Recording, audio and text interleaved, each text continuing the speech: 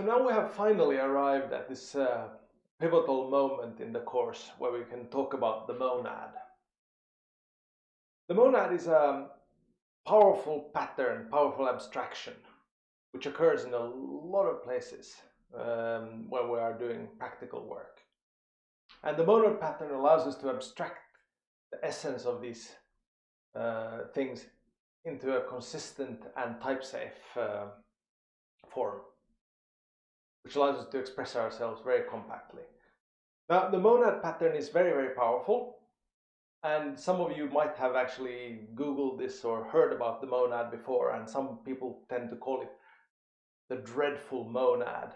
And if you ask the internet, this is a very difficult and complicated thing. Well, it's not. If you Google it, you will find weird tutorials where talking about monads being burritos or like a pair of socks or who knows what weird things. I think all this confusion comes about because people are asking the wrong question. So they are asking what is a monad when they should be asking when is a monad. And once you ask that question, it really becomes quite simple. Answering what the monad is, being an abstraction, is not very fruitful. But answering when is a monad, meaning when do we have this monad pattern and how do we identify it, and then how do we use it and leverage it, that's simple. So let's have a quick look at something that should be fairly clear to us by now. So suppose I have just a function f, and I can say, well, map f, and we'll just do some option type, right? So I have some option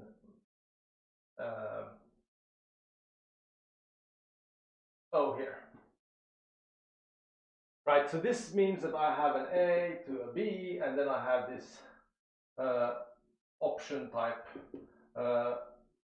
which is a option of A to produce an option of B, right?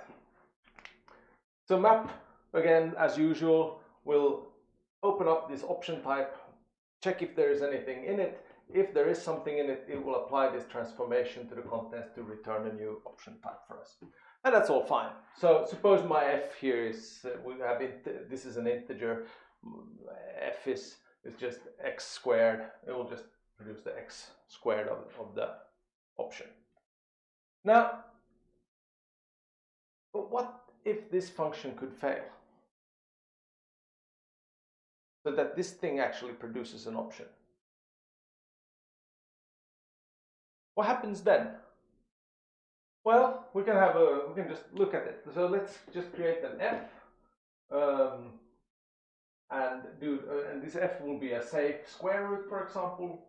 Let f of x, and then if x is less than 0, then nothing else some square root of x, right?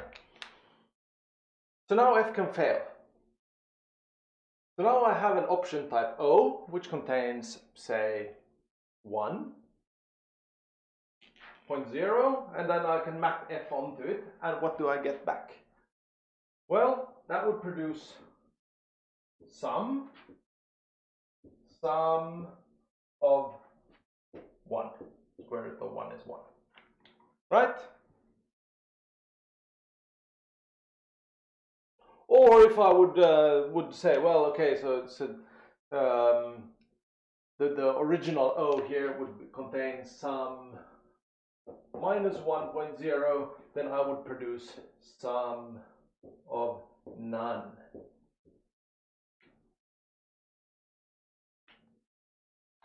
Now,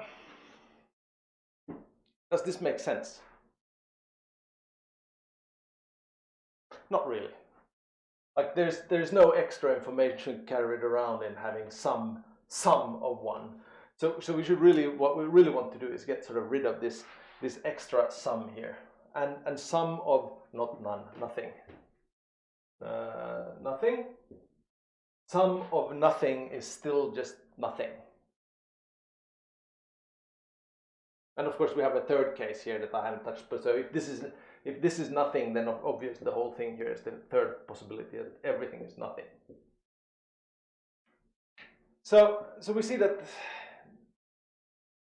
suddenly we start getting like this some option of option, and an option of option isn't really useful for anything. So what we really want to do is get rid of that. So we need to invent some kind of way of getting rid of the extra layer. And that's actually quite simple. Because we can just create a function called flatten. So how would that look for option? Let flatten equals function sum x to x, nothing to nothing. Right? So now I'm using this shorthand match function. So this flatten here is a function which will receive a option of a option, and then if that option is sum, then I know that this x here will be either some value or nothing. I just remove the outer layer of option, and I just return this thing here, which is of type option. Or if it's nothing, there's nothing more to do, and I just return nothing. So now we've created this flatten function. So that means that now I can do my normal map. I can map my f, which is a function which can fail, onto a option type, which produces an option of option, and then I can apply my flatten function to get rid of that extra layer of options. And then this can be actually combined, so we can create a new function. I'll do it in black. Let flat map f or an x equals map f, and we can compose that with flatten.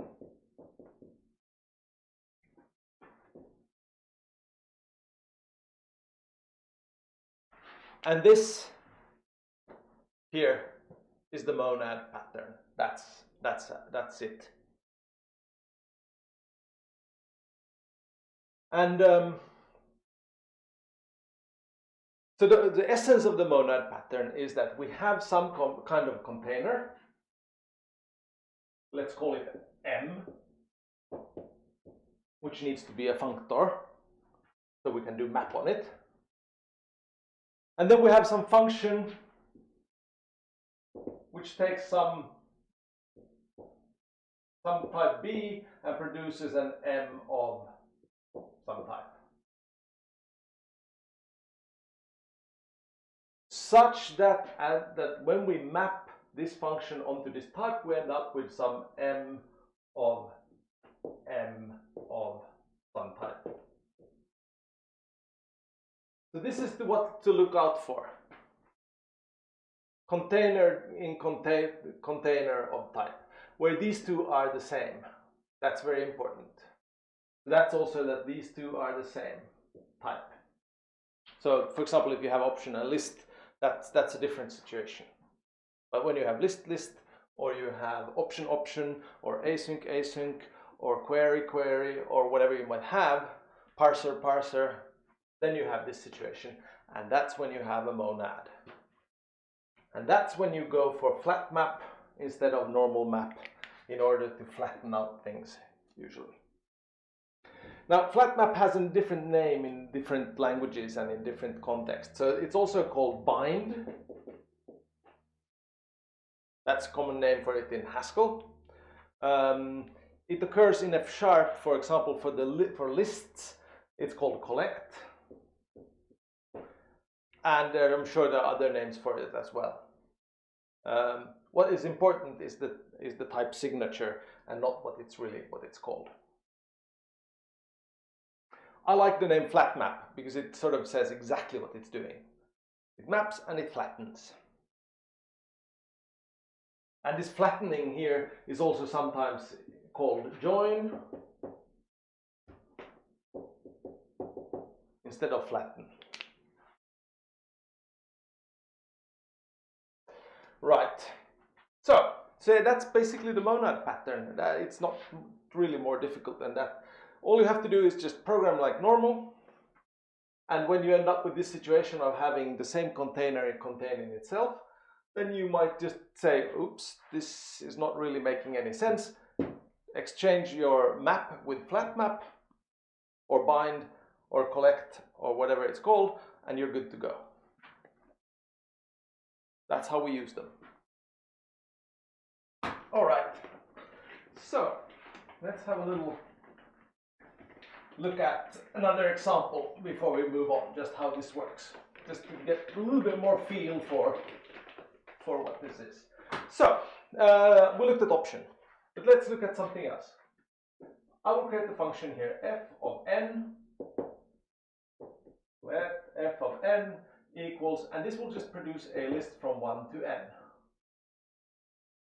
So this is a silly little function. So I give it 5 and it produces the list 1, 2, 3, 4, 5. So let's do map this f onto the list 1 and 2. What will we get? Well, we know that map is going to produce a list, right? So we apply f to 1. And that produces a list from 1 to 1, which is just a list of 1. And then we apply f to 2, and that produces a list from 1 to 2. So now we have a list of lists of integers. Oh, sorry. So now I have this list of lists, and this might actually be what you want.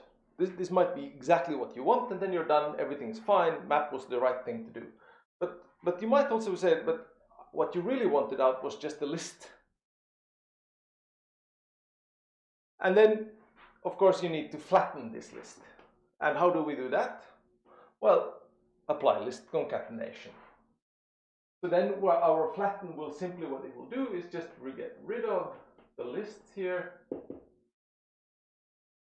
And now we have a list 1, 1, 2, and that's the flattening operation. And then we can just change this to flat map.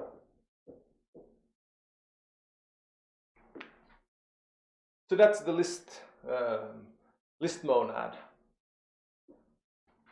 Not particularly hard. So.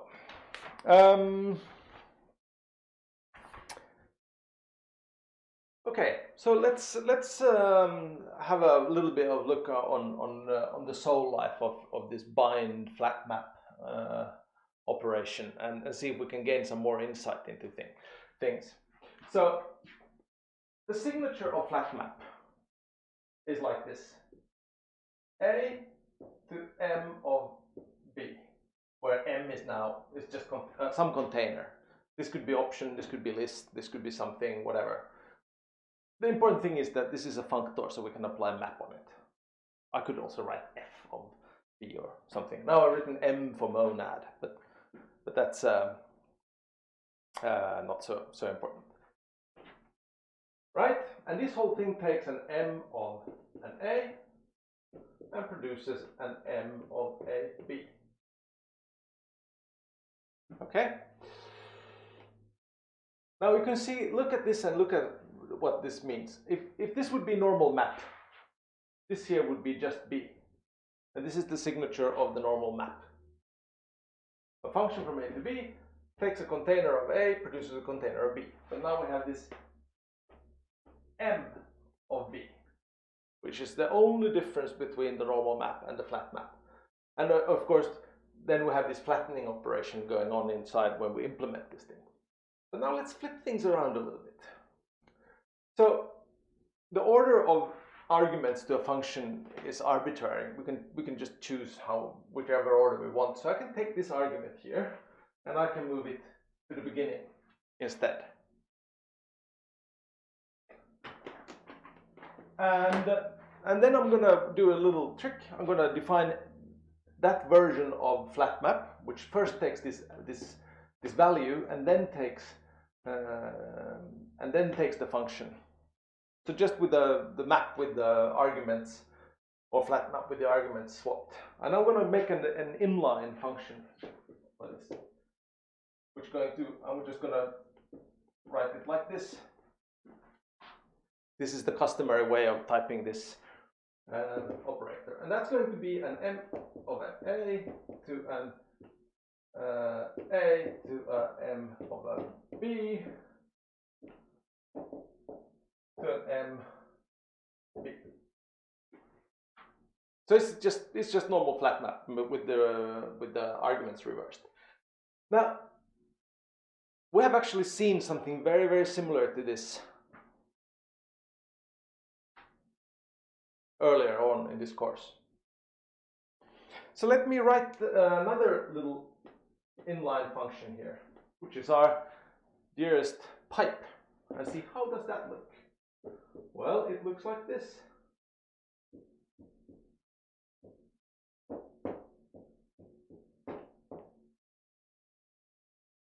And you can see now that these two have exactly the same structure.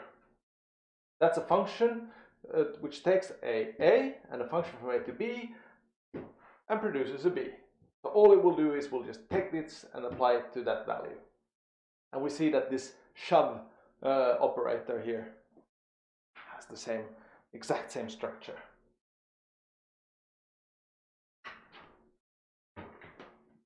And of course we can sort of toy around with this. So we can say, okay, how about normal function composition? How does that operator look like? Forward composition. Well, it's a function from a to b and a function from b to c and produces a function from a to c. That's our ordinary common function composition operator that we use all the time, together with, of course, with the pipe, which is slightly more common in F#. Now, what about this guy? Well, we can actually do a little trick here. I can just I can turn this thing into a function. So I will just say this is a C to an MA, and this is an A to an B, and then I just add also a C to an MB. Right? So let's see how that will look like. So I'll just write it down as C to MA, and then we have an A to an M of B to a C to a M B. Right? So now what can we do now? Well, I can just rename things. Okay? So I can say all the C's are going to be called A, and all the A's are going to be called B. So that becomes a B, and that's a C, and the C was called an A, and then that was a C. Right? So now we have exact same structure. And this one also has an operator, and that one is usually called fishbone. The fishbone operator, which is the sort of monad equivalent of normal function composition. And that is a function composition which allows us to compose functions which normally wouldn't be composable. So this is just about composition. You see, this is a function produced from an A to an MB, but the next function takes a B. So there's some sort of flattening going on in between to pull out the B's and do something, and then again wrap it up again, and then produce a final result. And this is the kind of cool thing with this, because we have seen that you know, the normal F-sharp pipe operator and normal F-sharp function composition operators are just functions for composing things. In this case, just normal functions. And shove and this fishbone, or Kleisli as it also called after its inventor, a Austrian mathematician. These are just the equivalents. Allows us to compose slightly different type of functions, but it's just composition. So this is the essence of the monad. It's just composition of functions, and a certain type of function. And all we have to focus on really is the situations when they occur, and realize that, oh, okay, so here normal map, normal function composition doesn't work. We can just use, then we need to use this fancier kind of, or if you want to call fancier kind of composition, which includes this flattening process, which is also sometimes this flattening is called that it's an effect or a side effect. So that's basically basically there is to it. It's not much harder than that. Now, of course, we can also, like we did with the functors, hint to that there is some deeper mathematical truth to this. And the same is certainly true for monads. And there's a whole bunch of lovely mathematics behind this. If you go to your category theory, you can derive all kinds of nice things about these. But one of the important things is that we have actually some monad laws. And I'm just going to write them up here. I'm not going to derive them. I'm not going to do anything else. I'm just going to write up the monad laws. So if you create your own monad, then you better check that these laws hold. And again, as with the functor, you don't have to sit down and do the sort of math on pen and paper and check that all of these things hold. All you have to do is just implement your monad and then just use the compiler to check that they hold. It's really, you can just pretty much write it straight, write down the laws straight into F-sharp, compile it and run it and see that you get the same result and that the laws hold. So, monad laws.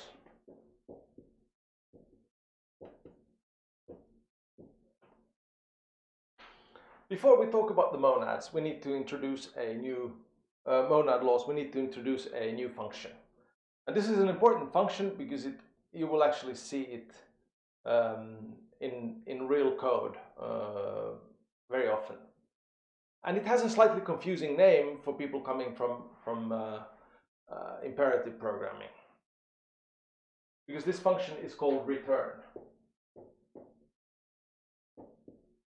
And of course, it does nothing like return. Like if you're doing JavaScript or C#, return means stop executing this function and return, jump out.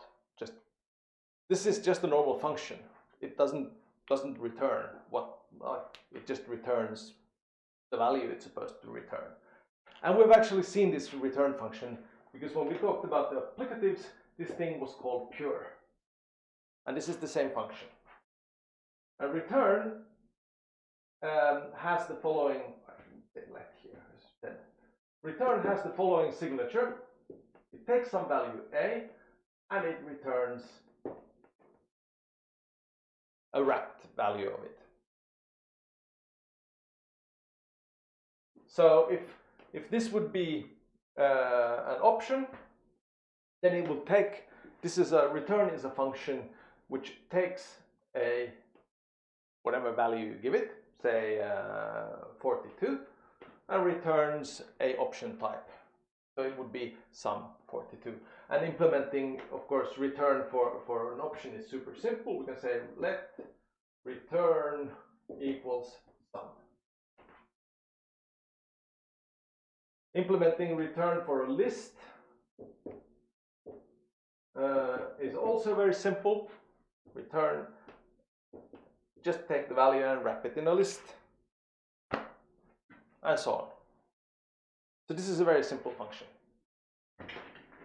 All right, so that's the story of return. Now, monad laws. Number one is left identity.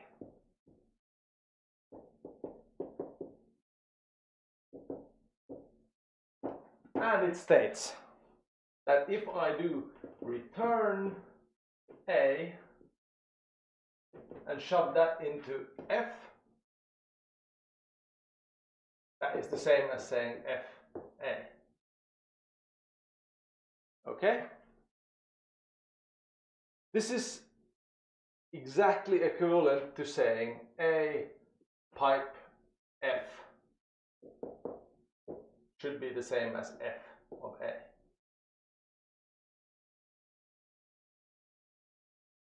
So, what happens here? Well, this is a normal value, 42. If we just do the option example, this is a normal value. So return A returns sum 42. This will strip the sum thing of this and apply the value. It will map F onto A, so we get sum 42. Sorry, sum F 42. Sorry. Sum F 42, where F again is a function which takes a normal value, in this case an int, and produces a option of some value. So then we end up having some of the value, and then it will just strip one of the sums of that, which is the same as just applying the function directly to the value. So that's the left identity.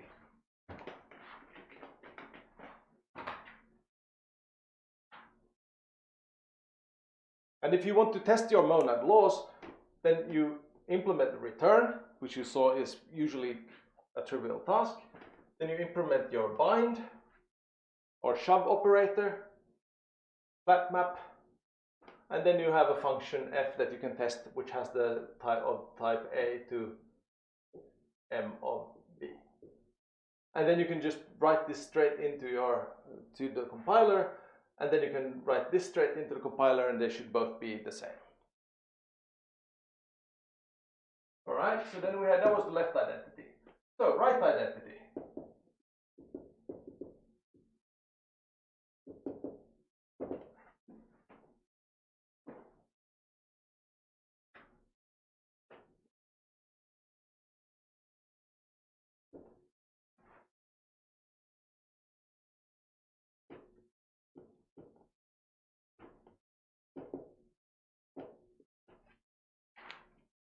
Says that if I have some value A, which is of type option type, or list or whatever, this is in general some like this, and I shove it into return, I just get the original value back. This is basically then identity operation.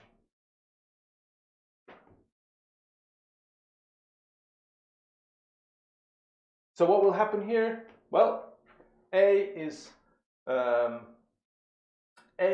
now some for example, say sum 42. Return is a function from A to option of A. So now we could say, okay, I should probably use some other name here. Okay. So then this is sum 42 gets piped into this guy, which wraps the whole thing in another layer of sum, and then flat map removes one, and out comes sum 42. Trivial. Oops, I should have removed that. Okay. And the last and final thing is that this needs to be associative. So that's number 3.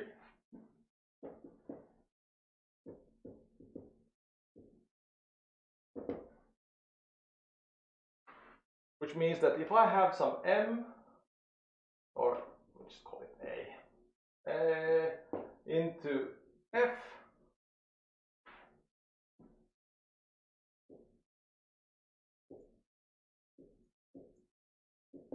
into G, this needs to be the same as doing, oh, no, I need to keep my head straight since I changed the syntax, is A into, and then we need to introduce a lambda function, fun x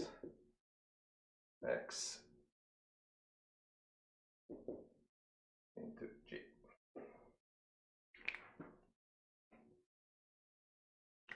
Sorry, fx. Which is sort of looks kind of weird, but if we do this instead with the Kleisli operator, which is symmetric, instead of using sort of this pipe version, then it becomes very clear, because in the Kleisli version we can just say f how did I write this? Okay, yeah. F G H should be the same as F G H.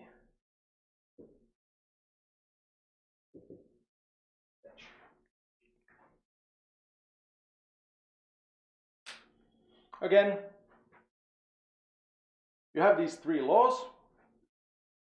It's very, very simple to implement them and check them with the compiler. And if they hold, so that both sides are equal, first you do this, then you do that, and check that you get the same result. You know that the law is okay, and you can go on. Then you have a proper monad. And that's basically all I had to say about monads in this form. In the next lecture, we will talk about computation expressions, which is sort of the F-sharp incarnation of monads, and the most common way to actually use monads in F-sharp. Compared to languages like Haskell, computation expressions are actually much more than just sort of monadic syntactic sugar. They can do a lot more, and with the latest version of F-sharp, they also have included special syntax for dealing with applicative functors, which sort of at least pleases me a lot. I really dig the applicative functors. But a final comment when I'm at it. These are powerful abstractions, and they are powerful in sort of different levels of power. So the least powerful, if we would rank them, would be the functor. Just normal map. It just allows us to transform the value inside of a container. The second most powerful is the applicative. The applicative functor, which allows us to take a function, wrap it in a functor, and apply it to a set of factorial values, so to speak. And the most powerful of these, and the most general, is the monad, which gives us a lot of freedom. However, in general, one should never use more power than necessary. There's no need to use a sledgehammer when a hammer will do. It might be tempting, but it usually is not a good idea. And for example, one of the most big difference between applicatives and monads is that applicatives compose naturally, whereas monads don't do. So if you have a monad of a monad, then you need to do quite a lot of extra work. Whereas an applicative is just falls out naturally. That's just an example if you just need an applicative, just use an applicative. If you just need a functor, just go with that. That's it. Then we'll do computation expressions next.